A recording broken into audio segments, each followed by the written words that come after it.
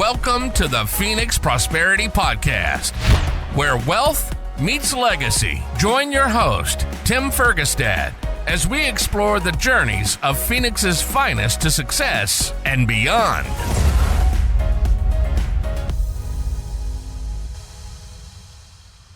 Hello, this is Tim Fergestad. Thank you for joining us. I'm very pleased to have Chris MacDonald with me here today. Chris is the president of CPM Pipelines and owner of the Bullet Liner Systems. Welcome to the show, Chris. Thanks for having me, Tim. All right. How long have you been in Arizona, Chris? About 20 years. Okay, we're about the same then. So, yep.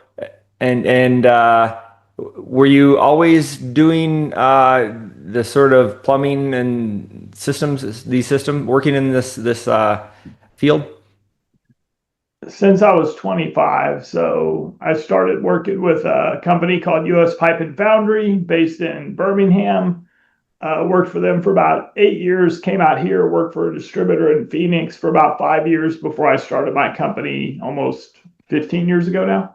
Okay, and what was the impetus to do that? And let me correct. Sure. I'm not in the plumbing business. Plumbers sell small stuff. We sell big stuff. So we do stuff, 6-inch up to 64-inch. Plumbers do stuff 6-inch and smaller. Okay, so what is pipelines? Is that the difference? Pipelines, waterworks. So we're kind of focused on the waterworks side of the business with it, which is utilities, private public agencies, but we also do like a lot of gas, oil, industrial, chemical type pipeline stuff on facilities. Okay. So sometimes we do real estate investing, and sometimes we'll have a plumbing problem under the slab, old cast iron somewhere, and these drainage pipes are close to 6-inch. It depends on the house, the size and the property, but they have different liner systems I've seen now where they can blow through chemicals to seal the inside and things like that. You wouldn't do anything at that scale under on residential properties? We have some products that kind of fit into that for pressure pipe, not the drain tiles and the drain lines like you're thinking about, gravity pipe stuff. And we work with contractors on that side of the business. Like here, for example, in Phoenix, we work with a lot of the New Flow licensees, and they do a lot of that commercial, residential type stuff. But the stuff we do that's big and scale that we really focus on is large diameter waterworks and industrial projects. And how did you get into that field? And what was the impetus to start your own company? So I got into the waterworks business because I had a friend in college whose dad was a regional manager for U.S. Pipe and Foundry, and I basically harassed him for about 3 years until he gave me a job doing sales. So then once I got into the industry, I had a couple of mentors early on that as we were walking around trade shows, they were showing me all these other, parts and pieces and equipment that I was still trying to figure out what we did. And they were showing me all this other stuff. And I said, why are we looking at all this other stuff? I'm trying to figure these things out still. And they said, well, if you want to work for yourself in this industry, there's always opportunities to become a rep and represent different manufacturers, but work for yourself and start your own company. And my dad had owned a grocery store my entire life from the time I was about 5 years old until he passed away a few years ago, and he sold the store or closed the store down just before that. So I had always intended to have my own business. I just had to spend some time in an industry and figure out what my angle was. So kind of started as a valve rep initially, which is very boring and commoditized. And then after about 3 or 4 years, I found an opportunity to bring some real specialized, unique pressure pipe systems into the U.S. market and introduce them from Europe. And so that kind of started it. And then 3 years ago, we specifically teamed up with the manufacturer from Asia. And now we have our own liner system called the Bullet Liner System that we own all the trademark and branding to here in the U.S. market and Canada. Okay. It's interesting that Europe seems to adopt a lot of things quicker than us. PEX, for example, they were using a long time before it was allowed here in the States. Any idea why? Yeah. Just I know exactly why. Okay, the industry's lobbied against it? No, I think, just the industry in general, people are slow to adopt new technologies. It's just kind of a nature of the industry. If you continue doing the same thing, whether it's working or failing, it's not your fault. If you adopt something new and it doesn't work out for some reason, it's on you. So you could risk a job at I a see. major city, a major consulting company, something like that, if you don't just stick with the status quo. Sure. So they're really slow to change. I mean, just for example, the lighting systems we brought in 12, 13 years ago, they're just now starting to write standards for. Okay. We've done 300 or 400 projects in the past 12, 13 years, and they're just now writing standards. But with the water industry specifically, they have to change. There's no way around it. You can't continue to finance the infrastructure that needs to go in the ground or be replaced or repaired or fixed with the current model. Because if you look how all that infrastructure was originally developed, it was developer paid for. So developers come in. I mean, you're on that side of the business, right? So a developer comes in, wants to build all these houses on these plats at different locations. There's no infrastructure. Well, who pays for it? The developer. Then he turns it over to the city eventually. So once that infrastructure ages, and they thought they'd have a 100-year design on a lot of this stuff, but it may only last 25, 30, 40 years, 50 years before they have to start fixing it. Who's paying to fix it? The developer's gone. He made his money. Nobody's there with a checkbook to fix it. So traditionally, the U.S. has paid way below market really for water and sewer services because that development continued and kept funding the agencies. But now that a lot of cities are built out, that's dried up. There's no more connection fees. There's no more infrastructure being paid for. So they have to figure out how to pay for this stuff, and they can't fix it at the price point that it's going to cost to dig up streets, dig up, roadways, bridges, highways to try to put this infrastructure back new. So they really have to start looking at innovative new solutions to do that. And the bullet liner system, provides that because we can pull a liner 2,000 feet, 3,000 feet right inside the existing piping through bends, through vertical realignments, and put a 50-year life back into that asset for about half the cost of replacing it, and probably in about 10% of the time with very little disruption to the community. Yeah. We just dig small access pits every several thousand feet. So we're not ripping up roads. We're not setting up traffic. We're not detouring traffic. We're not interrupting businesses. So it's just much more cost effective and efficient and less expensive than having to dig it all out and replace it with new. Right. Very cool. Awesome. And when did you get involved or or did you buy Bullet Liner, or did you work to develop it?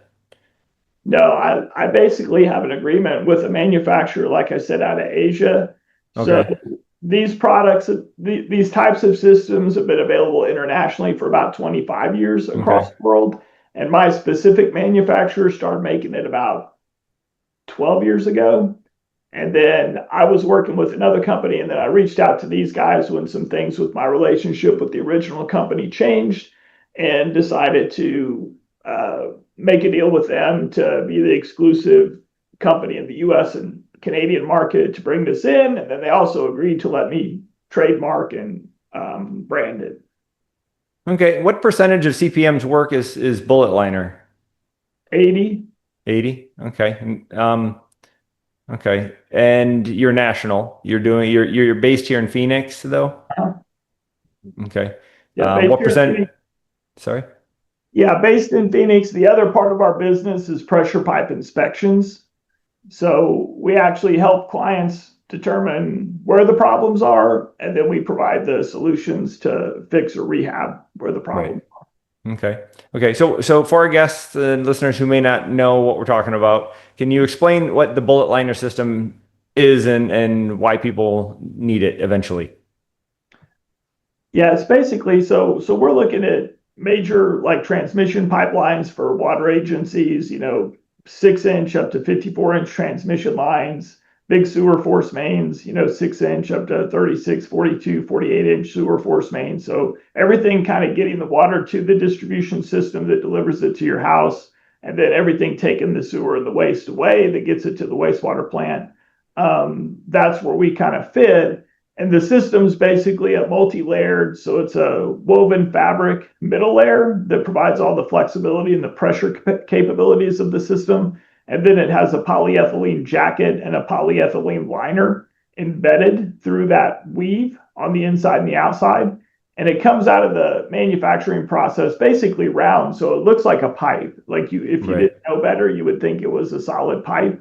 But what we can do, because of the flexible nature of it, we can put it through a roller and then flatten it, and then we can fold it in half and we tape it.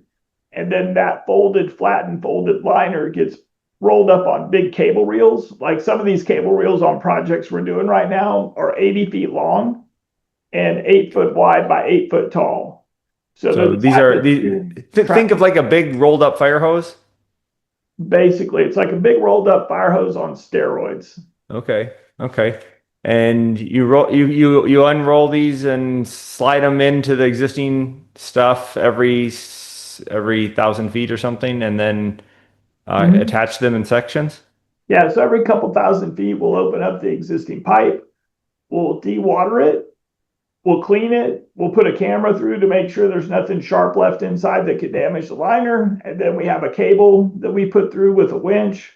We hook the cable up to the liner, we drag it into the existing pipe, and we can pull it through bends and vertical realignments, and then we clamp the ends closed, put air in it, and it pops it back round.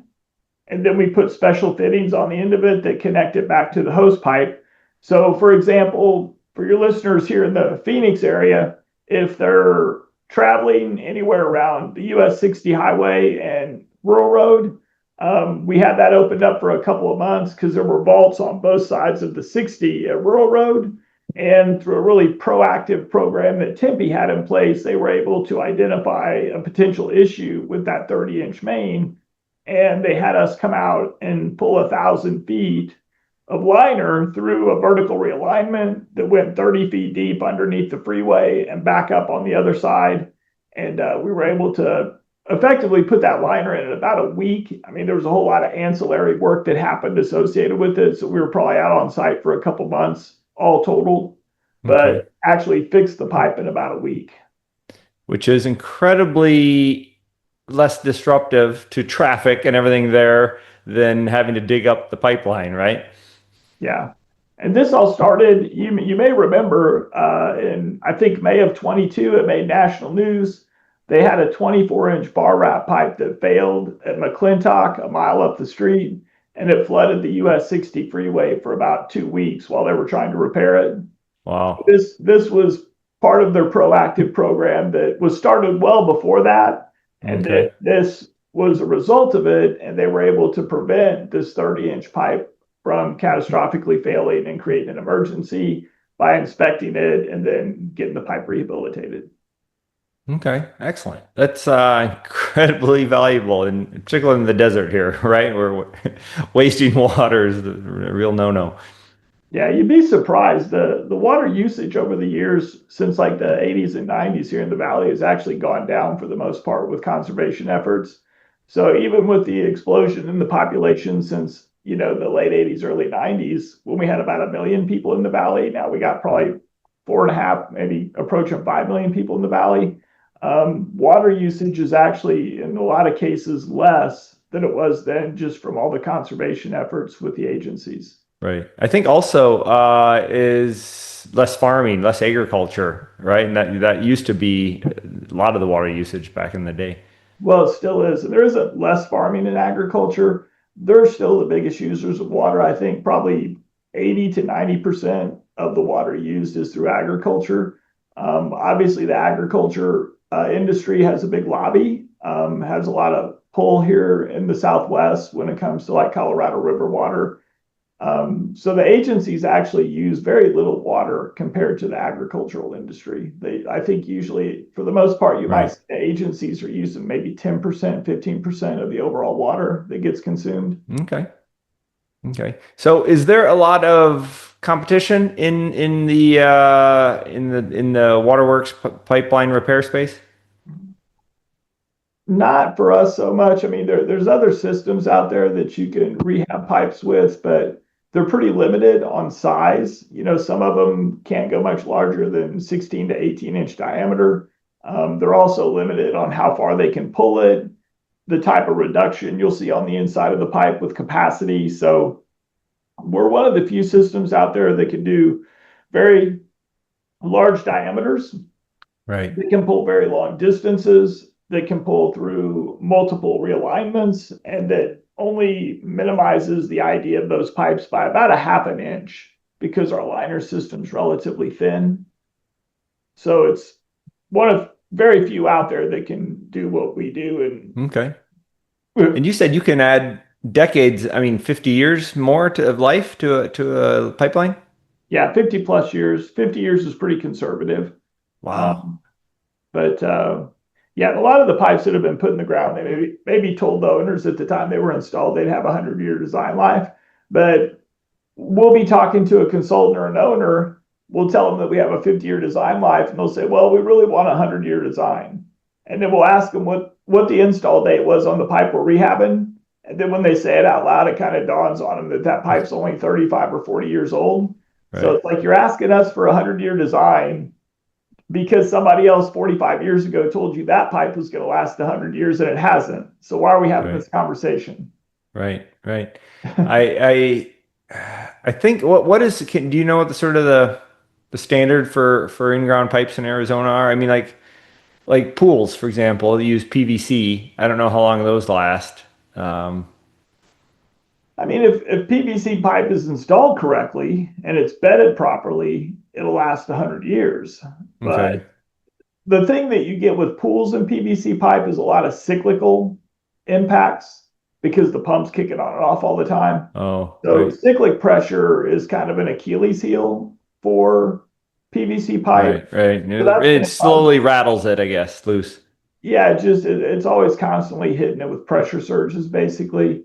Now the water system, as long as they're put in correctly, like there was a study one of the inspectors that worked for Tucson Water did a few years ago, like in 2019, I think, that he got published in the American Water Works Journal. And what he was doing was looking to see what was causing their PVC pipes to fail prematurely. So what he was able to document was that all the developer installed stuff that wasn't necessarily being inspected properly, they would see that number of breaks per 100 miles of pipe peak at about 10 years out after it was installed.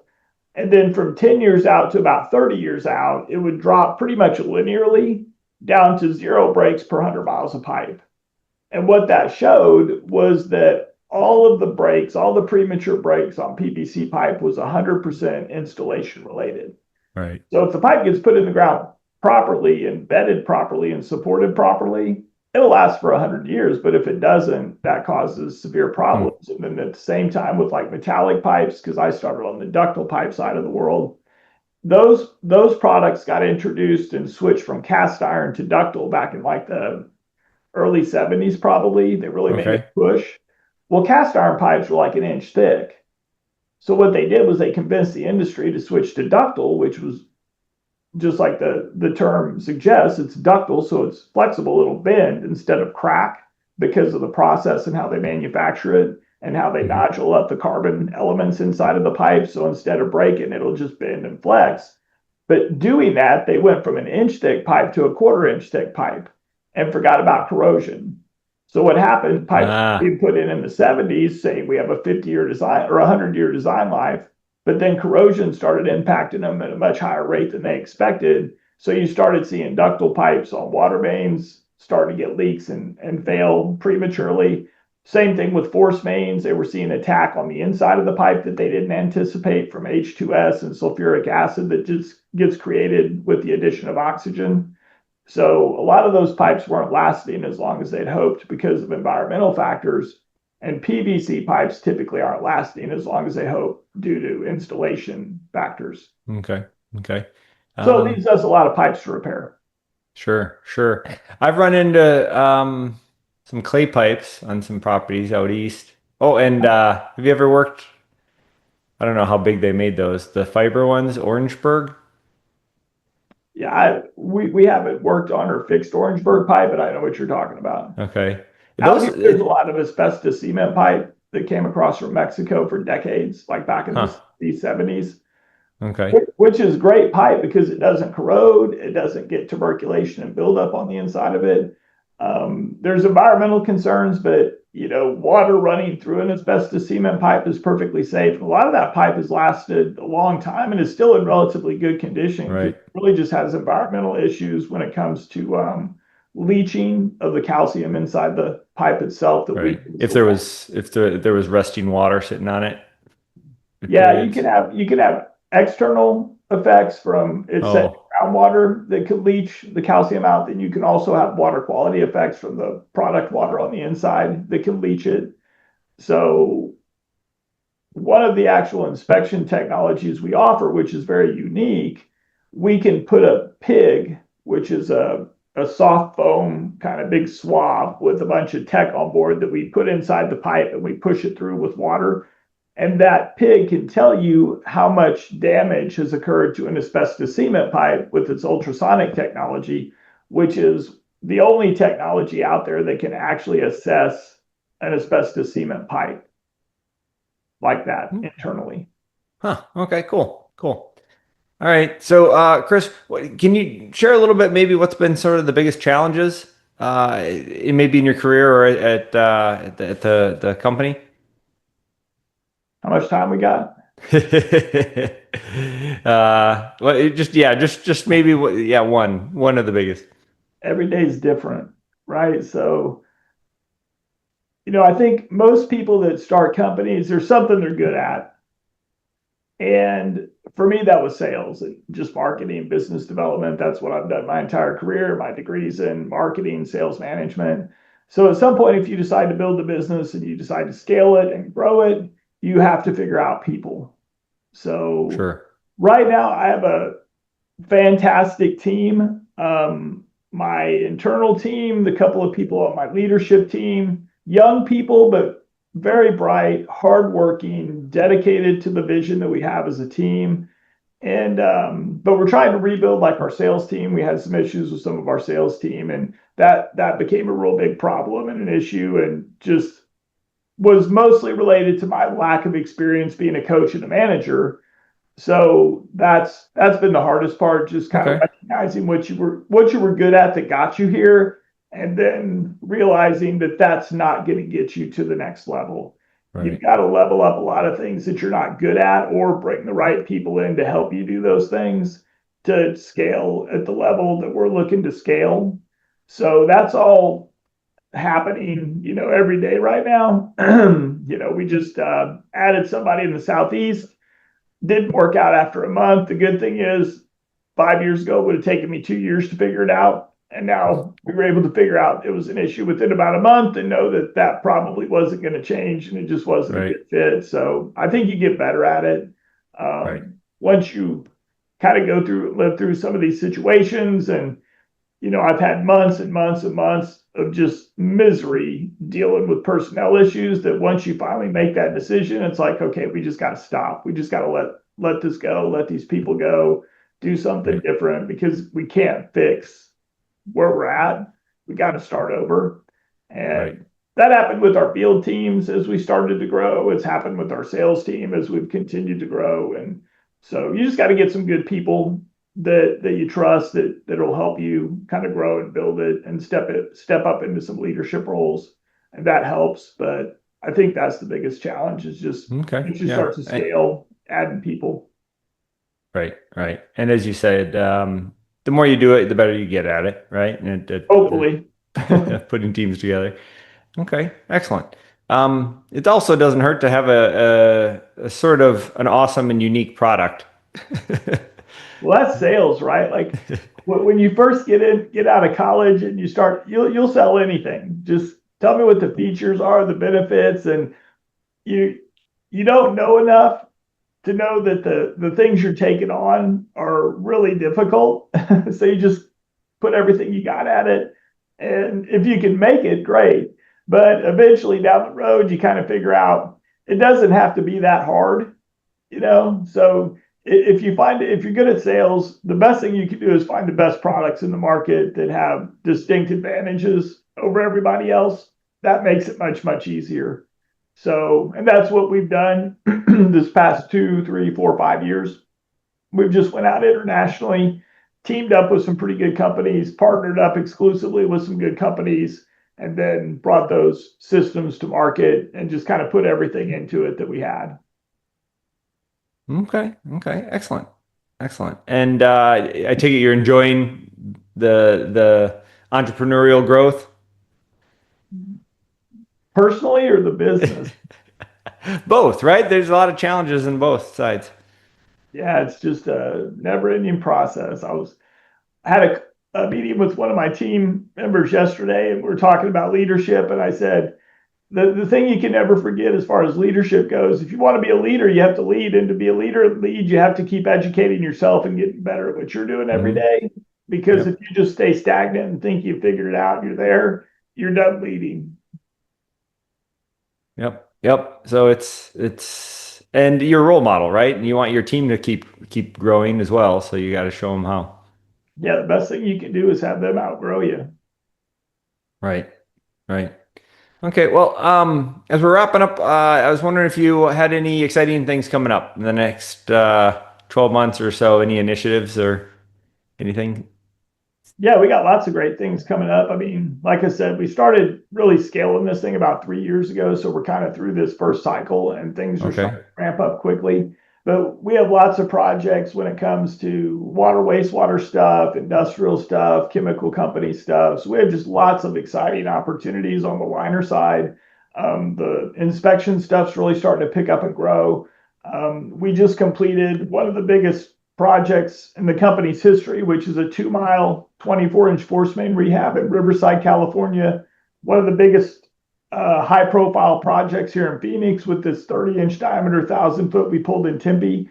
So we're just getting started. So it's really exciting, despite all the challenges and Right. things with personnel and trying to get the right people in place. We're just getting started. Like if you look at the country, we've probably done projects in 20 states and it might be 1 or 2 projects. So if you start doing the math real quick and just think about if you could get 5 or 6 or 10 projects in every state, which is still pretty low based on all the infrastructure that's out there that needs to be fixed, the sky's the limit with where we can take this business. And we're all excited. All the people that are on board, on the team, that get it and see the vision are all very excited about where this could take the company and then them personally as well, because there's going to be a lot of opportunities for a lot of young people within the company to really step up and grow and take on leadership roles. And that's probably what excites me the most. The business is great. The dollars and the orders and all that stuff's great. But when you finally get to a point where you can really see the impact you're having on the people on your team's lives and their families' lives, I think that's what it all becomes about eventually. Oh, heck yeah. Heck yeah. For sure. That's awesome. Thank you, Chris. I remember a question I wanted to ask you earlier. I still want to know. How do people reach out to you? Are they being proactive or do they wait until something breaks and then they contact CPM? It just depends. I was just talking to a couple of the folks on my team this morning, and I said, it's really exciting. We had this inquiry come from just our marketing efforts, not direct sales effort, but just marketing. They found us on our website at like CPM Pipelines. They reached out. We just did a 4,000-foot kind of small 6-inch project for this industrial client here in the state recently. And then just yesterday, after they kind of spread the word and they gave us a really good referral and filled out a great survey, they sent it to their entire business unit. And we just had an inquiry come in on a project in the Carolinas that's several $1,000,000. So, our marketing stuff's doing well. We've got the CPM Pipelines website. We've got bulletlinersystem.com website for our liners specifically. We've got YouTube channel that we have lots of videos on, and we do a lot of stuff on LinkedIn. I think that's how we connected maybe was LinkedIn. And so LinkedIn's a great marketing channel, social media channel. We post lots of stuff about our different projects. You can follow CPM Pipelines on LinkedIn to see all of our bullet liner stuff and our inspection stuff. So, come find us, look us up, and give us a call. And if you've got pipe problems and buried asset infrastructure problems, we should be able to help. Okay, excellent. Thank you for those links. If they want to connect with you, should they do anything specific? No, you can reach me through our website. You can reach me through LinkedIn. Okay. It's easy to find me. All right. All right. Well, thank you everyone for listening and watching. Thank you very much, Chris MacDonald, for joining me today. We appreciate you sharing your insights in your industry and impact here nationally, but also here in Phoenix. That's some good stories. Thank you. Awesome. Thanks for having me, Tim. Appreciate it. Inspired by our guests? Visit phoenixprosperitypodcast.com/guest and join us on the show and share your success story with Tim. The spotlight awaits.